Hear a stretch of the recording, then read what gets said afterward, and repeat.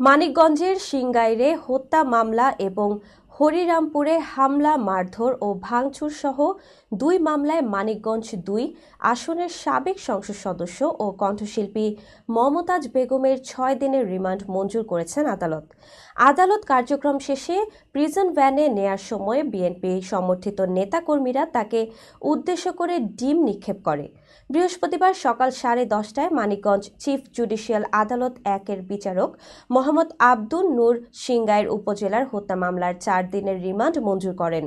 এরপর বেলা ১১টায় chief judicial আদালত ৩-এর বিচারক আইভি আক্তার হরিরামপুর থানার হামলা, মারধর ও ভাঙচুরের মামলায় ২ দিনের রিমান্ড মঞ্জুর করেন। এর আগে এদিন সকাল ৮:৩০টায় গাজীপুরের কাশিমপুর হাই সিকিউরিটি কেন্দ্রীয় কারাগার থেকে মামলার শুনানির জন্য মানিকগঞ্জ আদালতে আনা হয় মমতাজকে। আসামি মমতাজকে আদালতে উঠানোর সময় বিএনপিপন্থী আইনজীবী ও নেতাকর্মীরা তার শাস্তির দাবিতে বিক্ষোভ করেন। এ সময় পুলিশের সঙ্গে নেতাকর্মীদের ধাক্কাধাক্কির ঘটনা ঘটে। পুলিশের কঠোর নিরাপত্তার মধ্যে রিমান্ড শুনানি শেষে প্রিজন ভ্যানে তোলার সময় আসামি মমতাজের উপর বিএনপির নেতাকর্মীরা ডিম ও জুতা নিক্ষেপ করে।